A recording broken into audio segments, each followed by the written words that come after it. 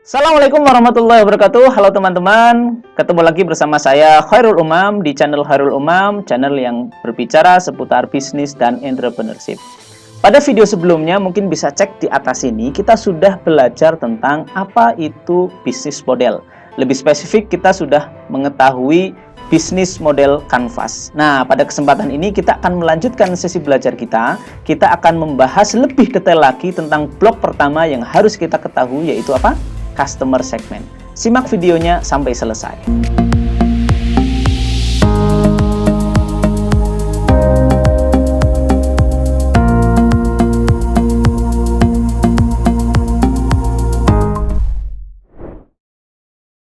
Oke, kita melanjutkan mungkin menggunakan slide saja supaya lebih mudah tentang apa itu customer segment.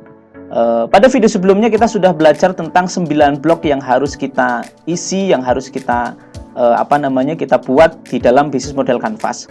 Nah, salah satu yang kita isi pertama kali adalah customer segment. Ya, meskipun kita bisa memulai dari blok mana saja, blok value proposition sekalipun, atau mungkin dari revenue stream sekalipun kita bisa memulai dari situ.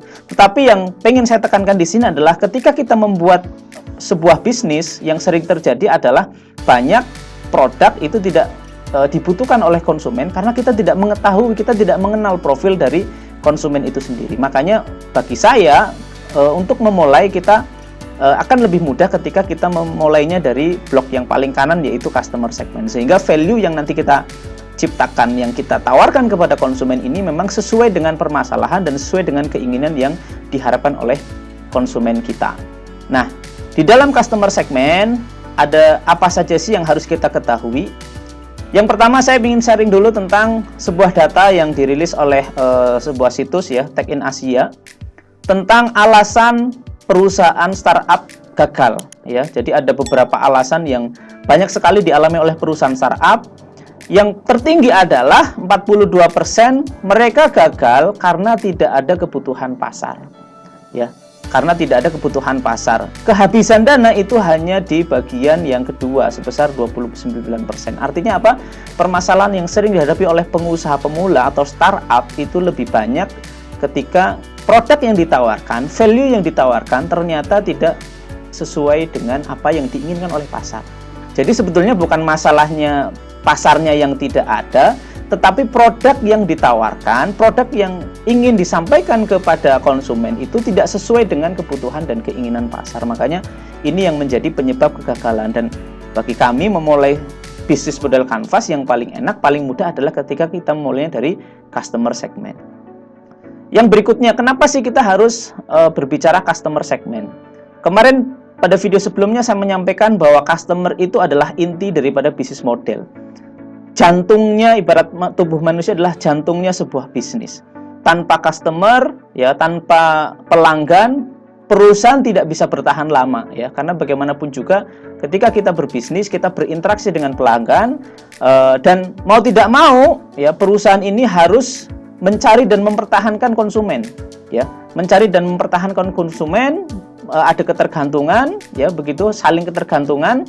Perusahaan membutuhkan feedbacknya berupa pemasukan, berupa cash, berupa dana dari konsumen. Begitu juga konsumen mendapatkan feedback berupa manfaat solusi yang ditawarkan oleh perusahaan. Nah, untuk memuaskan konsumen, perusahaan perlu membagi konsumen ke dalam beberapa segmen yang berbeda sesuai dengan kebutuhan, perilaku, dan atribut-atribut lain yang menyertainya. Nah, ini yang harus kita pahami terlebih dahulu. Yang berikutnya adalah kenapa sih ada customer segment? Ya, kenapa konsumen itu harus kita segmentasikan, harus kita kategorikan. Jadi sebelumnya ya ada pasar, ya, ketika kita memasuki sebuah pasar atau mungkin kita berbisnis, ya, kita masuk ke pasar tertentu, ya, pasar ini tentunya mempunyai kebutuhan dan mempunyai keinginan. Nah, ketika pasar yang sebelumnya atau pasar-pasar yang istilahnya boleh dikatakan yang mungkin beberapa waktu yang lalu itu belum terlalu besar, belum terlalu banyak, ya. Kebutuhan dan keinginannya relatif sama, permasalahannya sama. Sehingga di titik itu ketika kita menawarkan sesuatu, ya, yang terjadi adalah produk yang sifatnya massal, produk yang memang diharapkan bisa menyelesaikan permasalahan yang relatif sama, ya. Tidak ada banyak variasi produk, ya. Produknya produk yang sifatnya umum. ya. Dan di titik ini tidak ada segmentasi market, sehingga strategi yang kita gunakan adalah strategi umum. Tetapi pasar akhirnya berubah, apalagi dengan perkembangan teknologi, pasar semakin membesar begitu ya. Pasar semakin berkembang, tentunya akhirnya timbul permasalahan, timbul kebutuhan dan keinginan yang berbeda-beda ya. Pasar akhirnya menjadi terurai begitu ya, menjadi bermacam-macam ya, berkelompok-berkelompok ya. Yang tentunya otomatis dari kebutuhan yang berbeda ini membutuhkan produk, membutuhkan solusi, membutuhkan value juga yang berbeda-beda. Nah, di titik inilah kemudian kita jadi tahu ya bahwa ternyata pasar itu seolah-olah membelah diri ya, menjadi segmen, ada segmen A, ada segmen B, segmen C. Dan tentunya ketika ini yang terjadi, kita tidak bisa menggunakan strategi yang lama. Kita harus menggunakan strategi khusus, strategi baru supaya produk kita bisa diterima oleh pasar yang berkembang tadi. Sebagai contoh, mungkin kita bisa melihat bisnis penerbangan. Zaman dulu penerbangan itu tidak banyak ya, maskapai juga tidak banyak, satu penerbangan bisa melayani semua begitu ya. Dan zaman dulu mungkin hanya orang di golongan tertentu saja, orang-orang kaya yang bisa naik pesawat. Tetapi dengan berkembangnya teknologi begitu ya, dengan berkembangnya mungkin pesawat semakin terjangkau harganya, bahan bakarnya juga mungkin semakin terjangkau, dan masyarakat juga sudah meningkat penghasilannya, mulailah kemudian terpisah pasarnya. Dari sebelumnya tidak ada segmen dan produknya adalah produk massal, kemudian mereka muncullah segmen-segmen yang baru ya, mereka yang dengan kemampuan yang terbatas, dengan penghasilan yang terbatas sekalipun, mereka ingin menikmati penerbangan, mereka ingin naik pesawat ya, sehingga timbullah kita tahu seperti ada Lion Air, seperti mungkin Citylink dan segala macam penerbangan yang masuk dalam kategori low cost carrier ya. Dengan hanya ratusan ribu, 200 ribu, 300 ribu sudah cukup untuk naik pesawat yang itu harganya tidak jauh berbeda dengan harga kereta api. Ada juga segmen yang mungkin segmen lama ini, mereka yang ada di segmen menengah ya, kelas bisnis yang harganya mungkin bisa di atas 1 juta, 2 juta. Mereka yang menggunakan pesawat ingin memberikan sesuatu yang lebih. Mereka ingin on time, mereka ingin menikmati pesawat tanpa ada masalah-masalah yang sering dihadapi oleh low cost carrier seperti delay dan lain sebagainya. Nah, ini segmen yang kedua muncul ya. Kemudian ada segmen lagi yang tidak terlayani oleh segmen low cost carrier, ada segmen menengah yang disebut dengan segmen khusus. Mereka yang tidak bermasalah dengan harga, tidak masalah dengan mahalnya tiket pesawat begitu ya. Yang penting keinginannya dan kebutuhannya bisa tercapai. Ya, kita tahu ada segmen yang mungkin kalangan tertentu, orang-orang yang pejabat atau mungkin orang-orang yang super sibuk dan super kaya hanya butuh jam-jam khusus ketika mereka pengen naik pesawat, sudah tersedia tanpa harus menunggu jadwal yang disediakan oleh maskapai. Yang itu kita sebut dengan segmen pesawat charter private jet begitu. Jadi kalau dulu ya pesawat ini mungkin hanya bermain di produk massal, sekarang pesawat sudah banyak sekali melayani banyak segmen ya, dari mulai segmen bawah, segmen kelas bisnis, ada kelas first class, ada lagi kemudian segmen private jet. Nah, ini yang kemudian akhirnya muncul bisnis-bisnis baru. Bahkan Garuda dulu hanya bermain di satu segmen, sekarang mengeluarkan perusahaan anak ya yang dinamakan Citylink untuk bertarung melawan beberapa kompetitor ya, seperti Lion Air bermain di segmen low cost carrier.